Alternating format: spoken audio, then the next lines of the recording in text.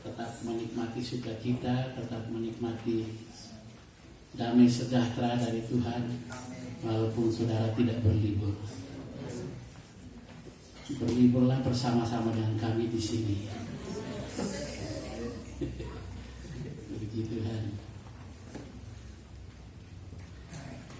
Baik saudara, kita langsung saja kepada firman Tuhan. Mari kita buka Alkitab kita di dalam Kolose pasal 3 ayat 1 sampai dengan ayat yang keempat.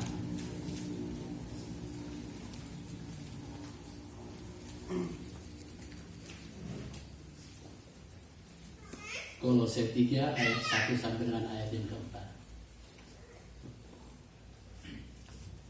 Baik, kalau sudah bertemu, saya akan membacakannya untuk kita. Karena itu, kalau kamu dibangkitkan bersama dengan Kristus, carilah perkara yang di atas, di mana Kristus ada, duduk di sebelah kanan Allah. Pikirkanlah perkara yang di atas, bukan yang di bumi. Sebab kamu telah mati dan hidupmu tersembunyi bersama dengan Kristus di dalam Allah. Apabila Kristus yang adalah hidup kita menyatakan diri kelak, kamu pun akan menyatakan diri bersama dengan Dia dalam kemuliaan. Puji Tuhan. Baik saudara, firman Tuhan saya beri tema hidup fokus kepada Kristus. Hidup fokus kepada Tuhan kita Yesus Kristus.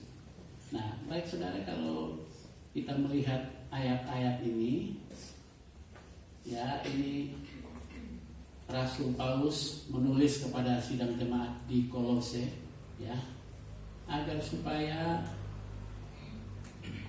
mereka itu mencari perkara yang di atas, di mana Kristus ada. Dan kemudian ayat yang kedua yang berkata, pikirkanlah perkara yang di atas, bukan yang di bumi. Ayat yang pertama yang berkata, carilah perkara yang di atas. Kemudian ayat yang kedua, pikirkanlah perkara yang di atas. Carilah perkara yang di atas, kemudian pikirkanlah perkara yang di atas. Saudara, orang kalau mencari sesuatu, ya, ia biasa mencari karena ia menginginkan itu. Misalnya saudara cari bakso, ya. Cari bakso saja, ya. Itu berarti saudara sedang menginginkan makan bakso, betul atau tidak? Ya. Pastilah, masa cari bakso hanya cari begitu saja, enggak lah. Pasti ingin untuk makan bakso, ya, dan pasti akan mencari yang enak lah, cari yang enak. Dan yang pasti Pak Kumis lah saudaranya. Pak Kumis, ya, kalau saya Pak Kumis karena dia kan Kumis, ya. Kalau sekarang banyak sebut Pak Topi. Kalau saya Pak Kumis. Apa? Beda sebutan, yang penting orangnya sama. Nah, baik. Ketika Paulus berkata, carilah perkara di atas, itu berarti apa yang kita inginkan dari hati kita. Nah, Paulus ingin menyadarkan kita bahwa biarlah yang kita inginkan itu hanya Kristus. Hati kita itu, keinginan kita dari hati kita itu hanyalah Kristus. Kita fokus kepada Dia. Dan bukan saja hati kita yang tertuju kepada Kristus, tetapi juga di dalam ayat yang kedua dikatakan, pikirkanlah perkara yang di atas. Di atas itu pasti kepada Kristus. Bukan saja hati, tetapi pikiran kita juga harus kita tujukan kepada Kristus. Karena seringkali hati dan pikiran itu ada masalah ya, tidak sinkron. Saya kasih contoh begini saja. Pagi hari ini kita beribadah bersama ya. Kita menyembah Tuhan. Atau menaikkan satu pujian lalu kemudian kita sepertinya menikmati hadirat Tuhan. Hati kita sepertinya tertuju kepada Dia, ya, menyembah Dia. Tetapi cobalah kita cek dengan jujur. Ketika hati tertuju kepada Dia, apakah pikiran kita juga sedang tertuju kepada Dia? Jangan-jangan hati memang mau menyembah Tuhan, tetapi pikiran kita mungkin ada di pasar Tawangmangu, atau mungkin ada pikiran yang sudah sampai ke luar pulau, ke Kupang lah mungkin, atau ke Kalimantan lah, atau kemana ya. Kira-kira betul nggak? Saya mau tanya. Ada yang mengalami seperti itu, atau hanya saya sendiri? Ya.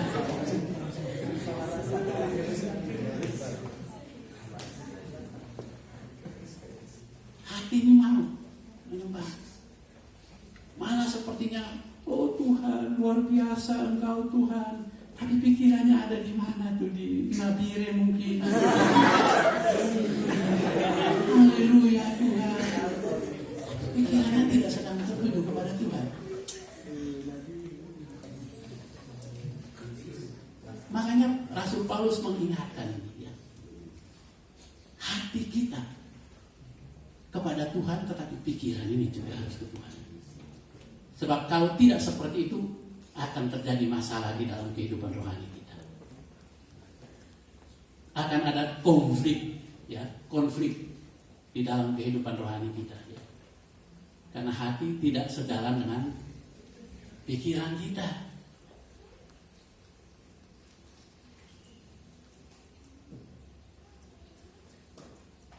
Carilah perkara di atas dan juga pikirkanlah perkara yang di atas.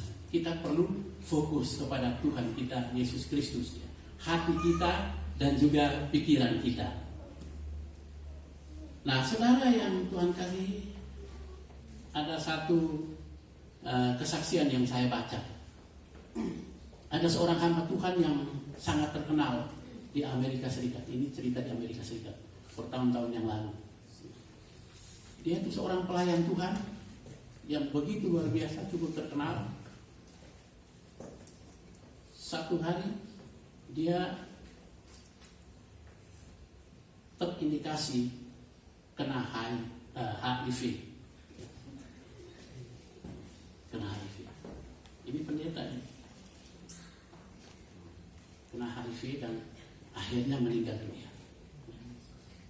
Nah, setelah dia meninggal dunia baru terungkap ya, bahwa selama dia menjadi pendeta melayani pekerjaan Tuhan kurang lebih 30 tahun, dia punya peran ganda.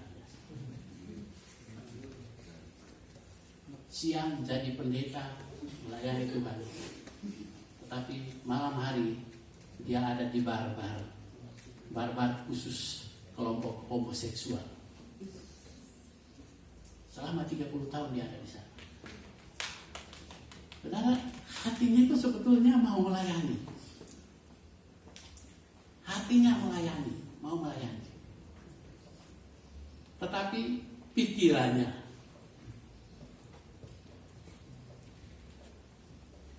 masih kemana-mana. Dia masih tetap ingat dia harus melakukan ini. Dia maunya melakukan ini. Mengikuti kemauannya, datang ke bar-bar dan akhirnya ya terinfeksi HIV dan akhirnya meninggal. Saudara, hati dan pikirannya tidak sejalan dan ini menjadi masalah bagi kehidupannya. Dan bukan saja beliau, tetapi kita semua sebagai anak-anak Tuhan. Mari kita selaraskan hati kita dan juga pikiran kita. Kita adalah anak-anak ciptaan baru. Kita sudah dibebaskan Tuhan dari masa lalu kita, dari dosa-dosa dan pelanggaran kita. Dan kita sedang menjalani sebuah kehidupan yang baru di dalam Tuhan. Dan oleh karena itu Tuhan mau ya sudah kita jalani kehidupan kita ini ya yang sudah diperbarui ini benar-benar kita jalani di dalam cara hidup yang baru. Nah, saudara yang Tuhan kasihi, kadang-kadang di dalam perjalanan hidup kita ini ya, kita juga bisa saja mempertentangkan hati kita dan pikiran kita. Misalnya begini saja ya. Ada orang ya yang ingin waktu doanya begitu teratur ya. Di dalam hatinya dia ingin, aduh saya kepingin punya waktu doa yang teratur. Ada keinginan yang kuat. Tetapi seringkali pikirannya mengarahkan dia kepada yang lain. Pikirannya tidak mengarahkan dia untuk menjadwalkan waktu untuk bisa berdoa, tetapi justru pikirannya mengarahkan dia kepada misalnya saja ya, bagaimana saya bisa main game supaya bisa kalahkan teman saya itu. Bagaimana saya dengan gadget saya. Akhirnya sudah. Hati yang ingin untuk berdoa, mengatur jadwal doa, akhirnya ya tidak akan ada jadwal doa. Hati mau, tetapi ya ini pikiran kita ini. Akhirnya waktunya habis hanya untuk ini. Ini sebetulnya tidak dijadwalkan, tapi akhirnya ya juga terjadwal ya. Tidak dijadwalkan ya, tidak direncanakan untuk dijadwalkan, tapi ya akhirnya dilakukan. Betul atau tidak, saudara-saudara?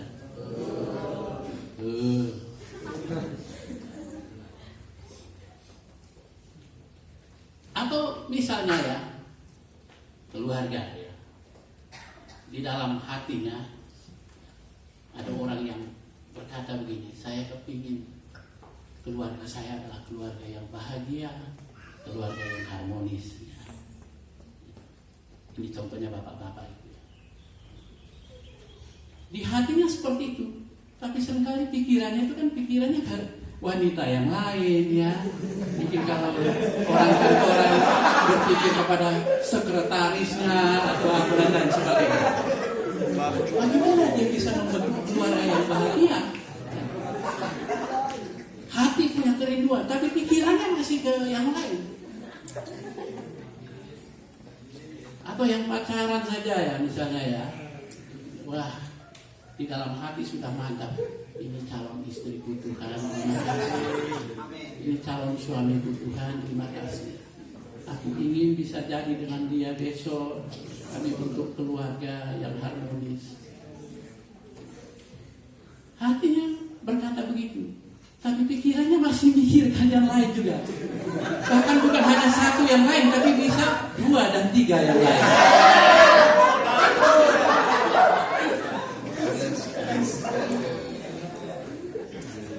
Kan tidak klop ya antara hati dan pikiran, betul atau tidak?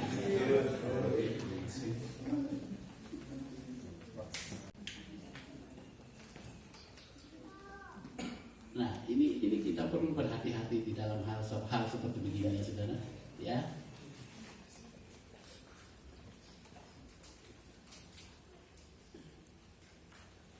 Begitu juga di dalam kehidupan rohani kita.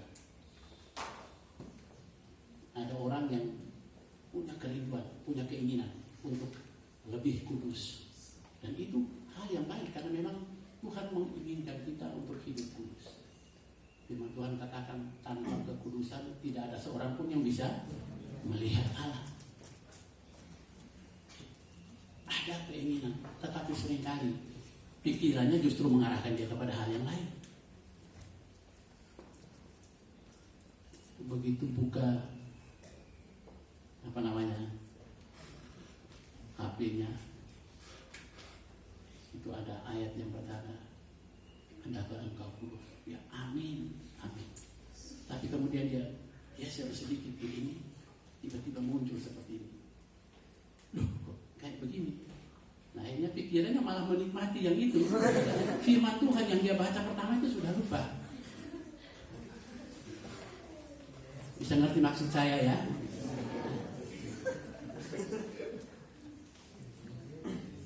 Oleh karena itu sekali lagi, hati dan pikiran kita harus sinkron.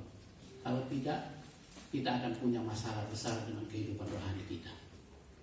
Nah, baik, pagi hari ini saudara, saya ingin kita bersama-sama melihat 3 hal ya yang sering menjadi penghambat bagi kita untuk dapat hidup fokus kepada Tuhan kita Yesus Kristus. Hidup fokus kepada Dia yang ada di atas. Nah, yang pertama itu saudara adalah hambatannya itu adalah hidup lama kita. Hidup lama kita itu seringkali menjadi hambatan untuk kita bisa fokus sungguh-sungguh kepada Tuhan kita Yesus Kristus, hati dan pikiran kita. Nah, oleh karena itu saya berkali-kali selalu katakan di sini ya, kalimat yang selalu saya ucapkan adalah hidup kita ini adalah ciptaan baru, dan oleh karena itu kita harus menjalani hidup ciptaan baru ini dengan cara hidup orang yang sudah diperbarui. Jangan sampai kita ini ciptaan baru tetapi masih menjalani kehidupan dengan cara hidup orang lama, manusia lama. Banyak kali terjadi seperti itu, saudara. Coba saudara renungkan ini. Dan kemudian cek diri kita masing-masing. Kita ciptaan baru, tapi seringkali kita ikut arus dunia. Dan yang kita lakukan, yang kita jalani bukan gaya hidup, cara hidup manusia baru, tetapi gaya hidup dan cara hidup manusia lama yang kita lakukan sebagai ciptaan baru. Nah, ini konflik ini, saudara. Dan itu akan membuat hati kita bermasalah. Ada pergumulan, ada gejolak, ada pergolakan di batin kita karena memang itu tidak akan sinkron, tidak akan sama. Kalau kita mau hidup kita sebagai ciptaan baru, menjalani hidup dengan gaya lama, wah, itu akan bermasalah. Kenapa saya katakan seperti ini? Saya punya pengalaman seperti itu waktu-waktu yang lalu. Dan itu masalah besar bagi saya, dan saya tidak mau tetap ada di situ. Nah, saudara yang Tuhan kasihi, seringkali ada orang percaya, orang Kristen yang berpikir seperti ini. Kira-kira apakah ada dosa yang masih saya bisa lakukan, tetapi saya bisa masuk surga?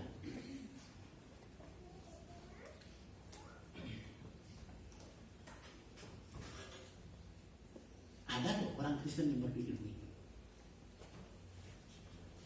Dosa yang saya masih bisa lakukan, tapi besok waktu saya di hadapan tahta Allah, Tuhan pasti akan berkemurahan karena dosanya kayaknya kok kecil ya, sepele kok. Saudara, kalau ada orang percaya yang masih punya pikiran seperti ini, dia tetap akan bermasalah dalam kehidupan rohani. Seharusnya sebagai anak-anak Tuhan yang sudah lahir baru, menjadi ciptaan baru, yang harusnya ada di dalam pikiran kita adalah kira-kira Tuhan berapa banyak dosa yang bisa, bagaimana bisa saya hilangkan dosa-dosa yang selama ini ada di dalam kehidupan saya. Itu yang harusnya ada di dalam pikiran kita sebagai anak-anak Tuhan. Bagaimana saya bisa menghilangkan dosa sama sekali dari kehidupan saya. Berjuang untuk dosa tidak ada lagi di dalam diri kita. Saudara, itu tidak mustahil karena Alkitab sendiri berkata demikian. Kita mampu, kita bisa. Dulu saya berpikir, wah bagaimana, susah itu. Kalau hidup tanpa ada dosa dan lain sebagainya itu susah. Tetapi di dalam perjalanan hidup rohani saya berserah kepada Tuhan. Saya melihat bukti Tuhan mengerjakan hidup saya.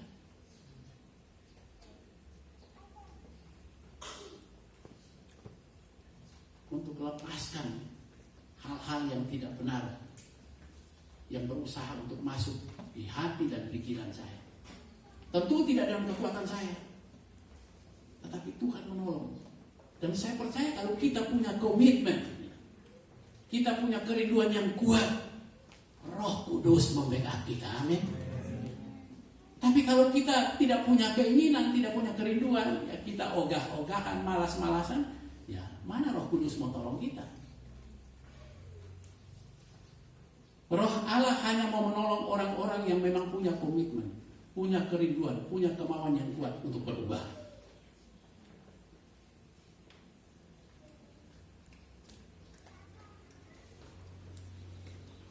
Nah, saudara yang Tuhan kasihi,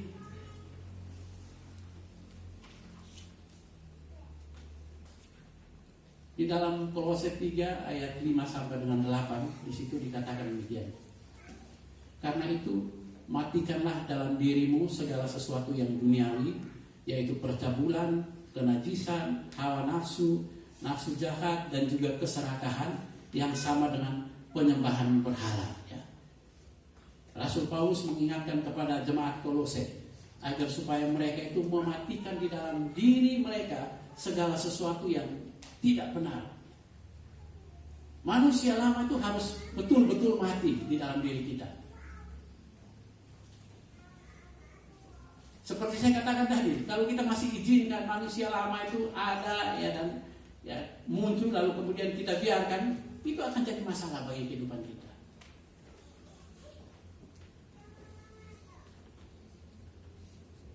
Rasul Paulus sebenarnya sedang mengingatkan agar supaya orang-orang Kolose itu meninggalkan masa lalu mereka, ya. Tinggalkan masa lalu mereka, dikuburkan masa lalu mereka. Berkali-kali juga saya selalu katakan di sini, semua kita yang ikut pendidikan di sini, kalian ada di sini sedang diproses untuk mengalami keubahan hidup dari hari ke hari. Semua yang lama ayo dikuburkan. Buatlah nisan di sini ya, di kompleks asrama ini. Saya sudah punya nisan di sini. Yehezkiel, engkau sudah mati di sini. Hidup lamamu sudah mati di sini. Sekarang hidupmu bukan hidup yang lama, tetapi hidup baru bersama Yesus Kristus Tuhan. Saya berharap semua yang ikut pendidikan di sini ya seperti itu. Ayo kuburkan hidup lama saudara di sini. Selesai pendidikan, saudara keluar dengan hidup yang baru yang sudah diproses oleh Tuhan. Karena selama saudara ada di sini terbuka kepada Tuhan untuk diubahkan baik hati dan pikiranmu. Sehingga ketika saudara keluar dari sini, benar-benar saudara siap untuk memberi hidup melayani Tuhan di luar sana. Amin saudara. Ya. Itu yang Tuhan inginkan dari kita. Sekali lagi yang menjadi masalah adalah hidup lama kita. Tetapi percaya Tuhan menolong kita. Oleh karena itu seperti saya katakan tadi, ya, kalau kita punya komitmen, punya kemauan yang kuat untuk berubah, mata Tuhan melihat kita. Dia pasti akan menolong kita. Oleh karena itu jangan patah semangat, ya. Jangan patah arang di dalam saudara berjuang untuk membangun hidup rohanimu selama ikut pendidikan di sini. Satu kali gagal, bangkit lagi. Satu kali gagal, bangkit lagi dan katakan kepada Tuhan, saya tetap akan bangkit. Saya tidak akan menyerah. Saya tetap akan maju terus bersama-sama dengan Engkau. Engkau adalah Allah pemenang, oleh karena itu aku pun bisa menang. Mengatasi persoalan-persoalan dan kelemahan-kelemahan yang ada di dalam hidupku. Bagaimana saudara aminkan ini? Amin. Kita semua sedang berjuang untuk terus membangun hidup rohani kita di hadapan Tuhan. Dan percaya, kalau saudara dan saya punya komitmen yang kuat di hadapan Tuhan, Roh Kudus membela dan membackup kita semua. Nah, saudara yang Tuhan kasihi, ada juga satu kesaksian dari seorang yang sedang kuliah ya. Dia sedang kuliah, dia sudah lahir baru.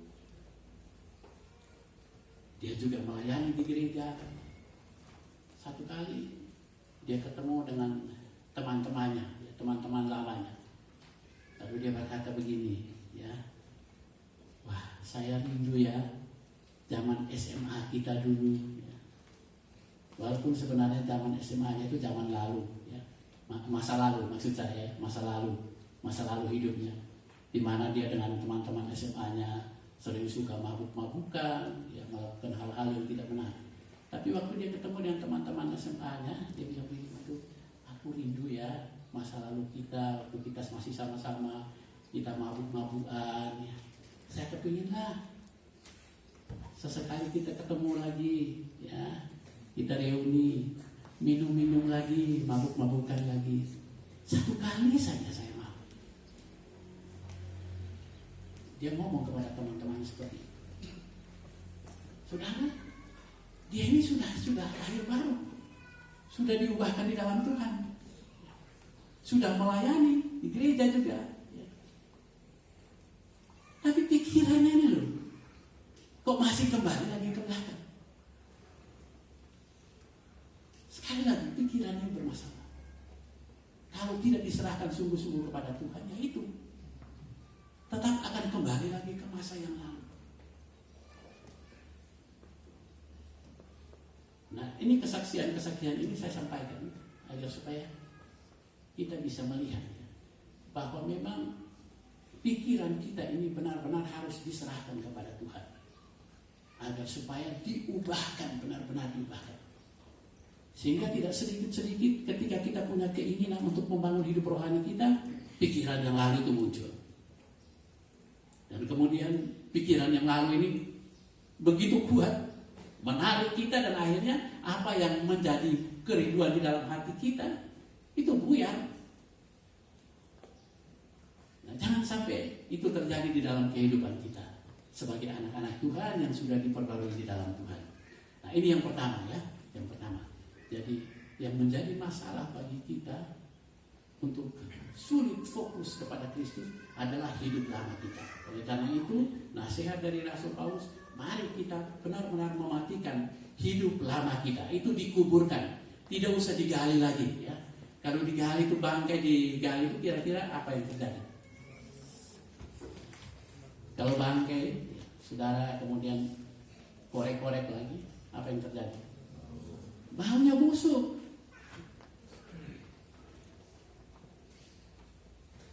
Lebih mengerikan kan? Ya sudah mati, sudah. Jangan dikorek-korek lagi, dibangkitkan lagi. Baunya akan busuk dan menyebar kemana-mana. Sekarang yang kedua, yang menjadi penghambat kedua yang menghalangi kita untuk fokus kepada Kristus adalah karena kita tidak menetapkan Kristus sebagai prioritas utama di dalam hidup kita. Sesuatu yang menjadi prioritas utama bagi kita itu biasanya kita akan fokus kepadanya. Betul atau tidak, saudara? Ya. Seringkali Kristus itu kita hanya anggap sebagai sampingan saja, biasa-biasa saja. Tuhan Yesus kita anggap biasa-biasa saja. Yang penting saya percaya saja ya. Tapi dia, kalau saya ada keperluan barulah saya panggil dia. Kira-kira begitu. Kalau saya punya persoalan, lagi butuh ya, lagi uang tidak ada, baru kemudian saya bersuruh dan minta tolong kepada dia. Tuhan Yesus, tolong saya ya Tuhan. Nanti kalau sudah dapat ya sudah, Tuhan Yesus disingkirkan. Tuhan itu hanya sampingan. Kalau kita mau jujur, banyak kali kita lakukan seperti itu. Yesus Kristus bukan fokus bagi kita, bukan prioritas, maksud saya, bukan prioritas bagi kita. Tapi Yesus Kristus seringkali hanya menjadi sampingan. Ketika kita butuh, baru kita datang kepada dia. Tapi kalau sudah tidak butuh, ya sudah, biasa-biasa saja. Ya, kalau saya ibadah, ya naikkan pujian kepada dia, ya itu karena memang saya harus lakukan itu.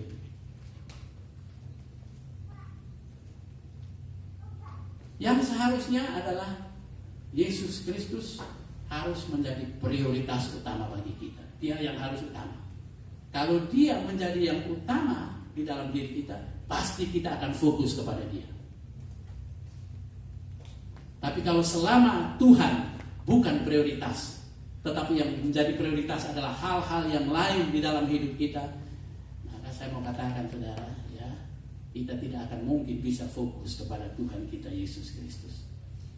Saudara dan saya akan lebih fokus kepada hal-hal yang lain. Mari kita belajar untuk menjadikan Tuhan kita Yesus Kristus sebagai prioritas utama di dalam hidup kita. Amin. Ya. Semua kita sudah belajar kebenaran firman Tuhan, sudah tahu, dan mari kita aplikasikan. Jadikan Yesus Kristus Tuhan sebagai prioritas utama di dalam hidup kita. Ya. Saya yang sudah berkeluarga, istri saya bukan prioritas utama, anak-anak saya bukan prioritas utama, tapi Yesus Kristus Tuhan menjadi prioritas utama. Dan karena Yesus Kristus menjadi prioritas utama, saya juga bisa memperhatikan istri dan anak-anak saya. Kita semua, kalau saudara jadikan Yesus Kristus sebagai prioritas utama, maka saudara akan melakukan banyak hal yang bisa menjadi berkat bagi orang lain, bagi dirimu sendiri juga. Nah, saudara, ada satu kesaksian juga, ya. Saya angkat beberapa kesaksian dari seorang yang namanya Brother Lawrence. Dia itu adalah seorang juru masak atau koki. Ini di abad 17 ini. Seorang koki atau juru masak di sebuah seminari Katolik. Dia itu hanya koki, hanya juru masak biasa.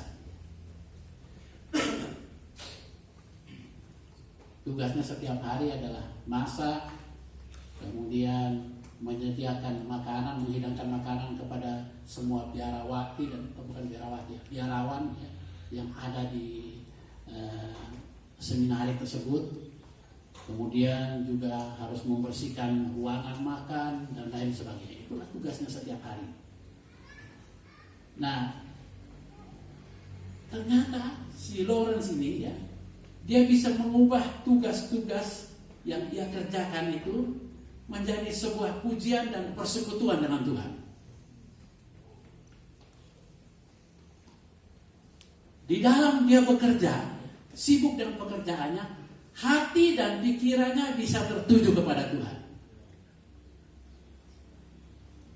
Saudara, dulu saya berpikir itu sulit ya.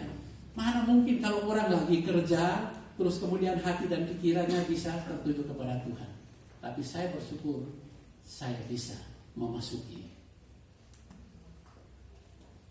Ketika bekerja, saya di depan komputer, saya sedang bekerja, ya saya sibuk dengan pekerjaan saya. Tetapi hati dan pikiran saya bisa memuliakan Tuhan, memuji Tuhan. Saya sendiri juga merasa aneh dengan diri saya. Kenapa bisa seperti itu?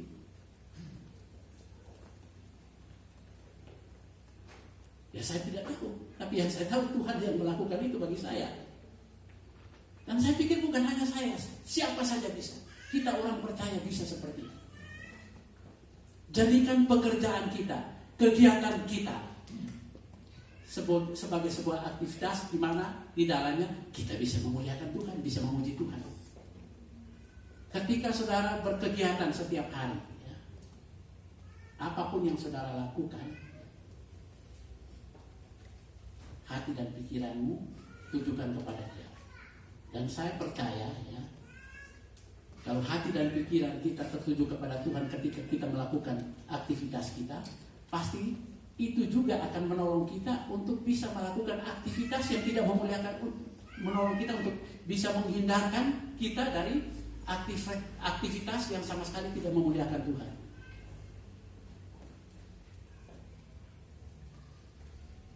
Hanya aktivitas dan kegiatan yang memuliakan Tuhan saja, itu yang nanti di dalamnya kita bisa memuji, ya.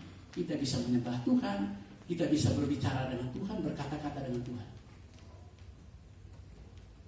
Itulah yang dialami oleh Bapak Lawrence ini. Ya. Setiap hari dia bekerja, kegiatannya ya rutin seperti itu, tetapi lewat itu dia bisa memuliakan Tuhan.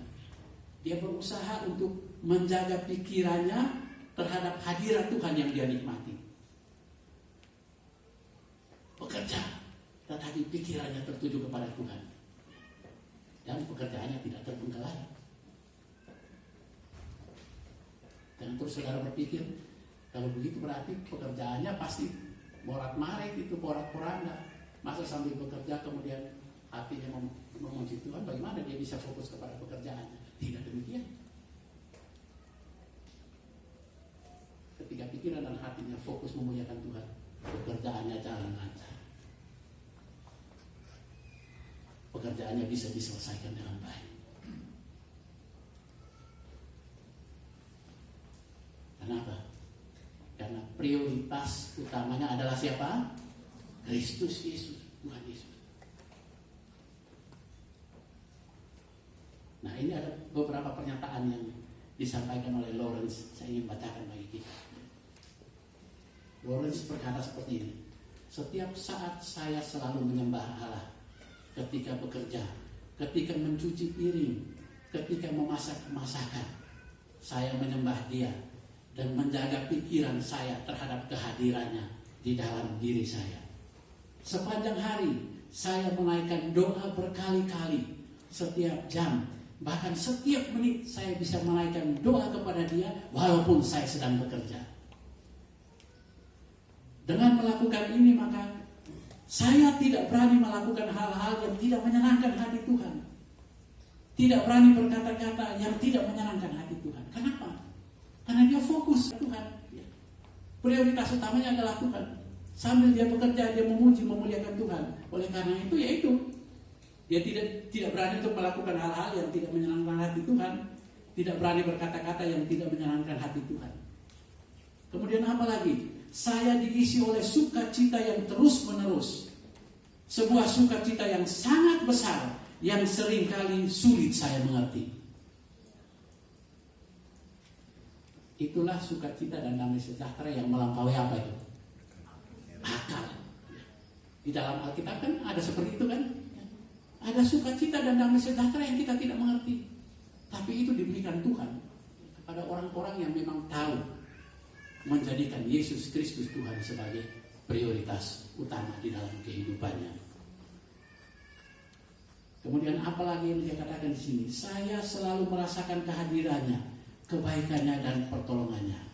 Nah, kemudian Lawrence menutup pernyataannya dengan berkata seperti ini, ya, dia berkata begini: saya pastikan bahwa tidak mungkin orang Kristen dapat hidup secara memuaskan apabila tidak menghadirkan Allah di dalam hidupnya yang dimulai dari pikirannya.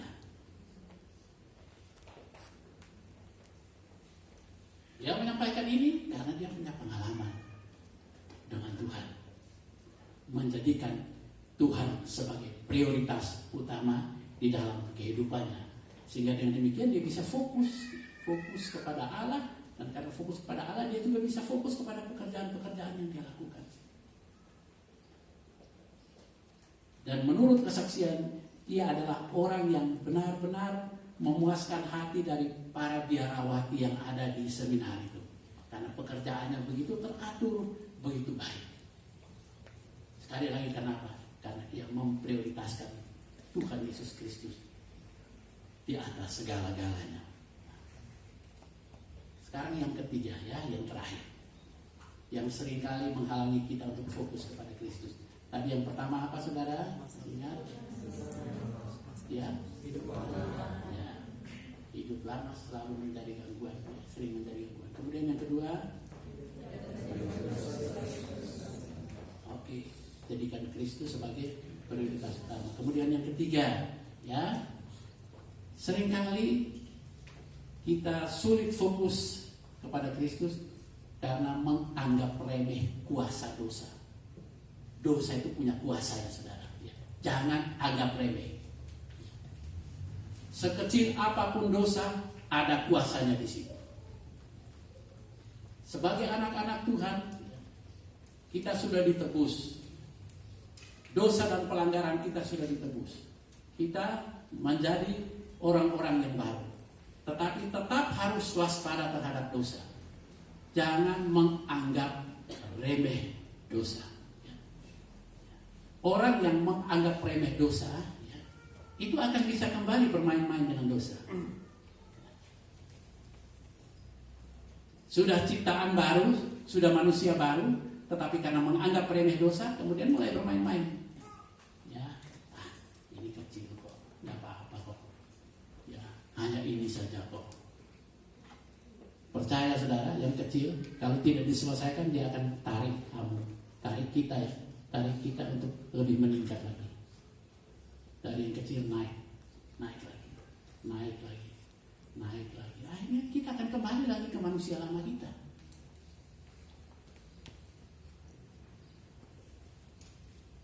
Oleh sebab itu, mari ya, kita harus benar-benar seperti yang dikatakan oleh Paulus di dalam Kolose pasal 3 ayat 5 tadi, ya, karena itu matikanlah dalam dirimu segala sesuatu yang duniawi, ya. Kita harus benar-benar mematikan. Jangan menganggap remeh kuasa dosa itu. Nah, seperti saya katakan tadi, ya, semua dosa sama.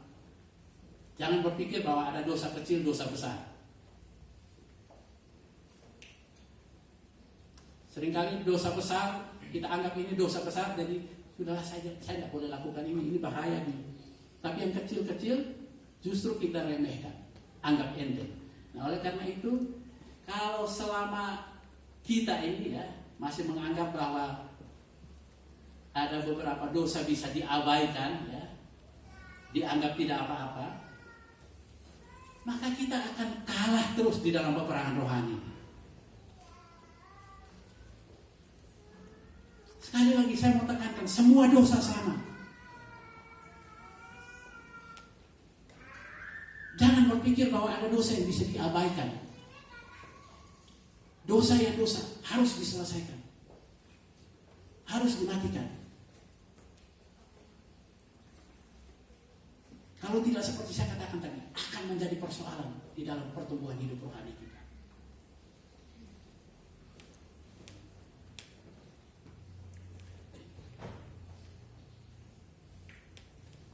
Banyak tokoh di dalam Alkitab yang bisa menjadi contoh bagi kita, ya. Salah satu adalah Daud. Dia menjadi contoh dari hidup masa lalunya, hidup yang buruk, dan juga menjadi contoh bagi kita dari hidupnya yang berkenan kepada Tuhan. Semua kita tahu siapa Daud. Dia pernah berzina, pernah berbohong, lalu kemudian juga pernah membunuh, ya toh, mengatur strategi agar supaya Uria mati di dalam peperangan. Ini kan sebuah perbuatan yang sebenarnya tidak memperkenankan hati Tuhan. Hal-hal yang kecil, yang sebenarnya itu merupakan dosa di mata Tuhan, kita harus perhatikan itu dan harus ditangani dengan serius. Amin, saudara. Sekecil apapun itu harus diselesaikan di hadapan hadirat Tuhan, agar supaya yang kecil itu seperti saya katakan tadi menarik kita untuk lebih-lebih lagi melakukan perbuatan-perbuatan tidak benar yang lebih besar. Nah,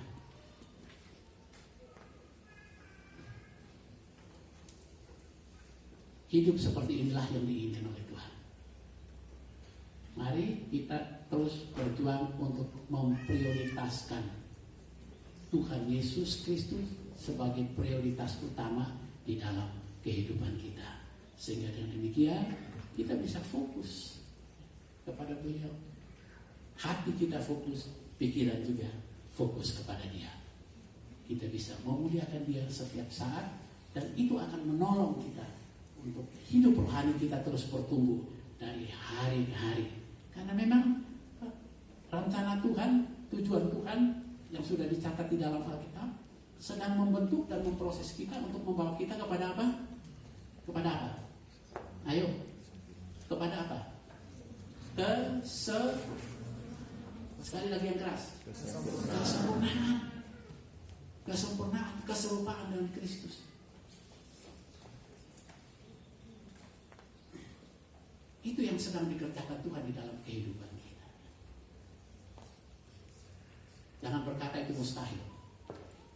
Karena itu rencana Tuhan bagi kita. Tidak ada yang mustahil bagi Tuhan. Semua kita, kalau kita terbuka untuk dibentuk dan diproses oleh Tuhan, kita pasti akan sampai ke sana. Sempurna di dalam Tuhan, menjadi serupa dengan Yesus Kristus, Tuhan kita. Puji Tuhan, kiranya firman Tuhan pagi hari ini memberkati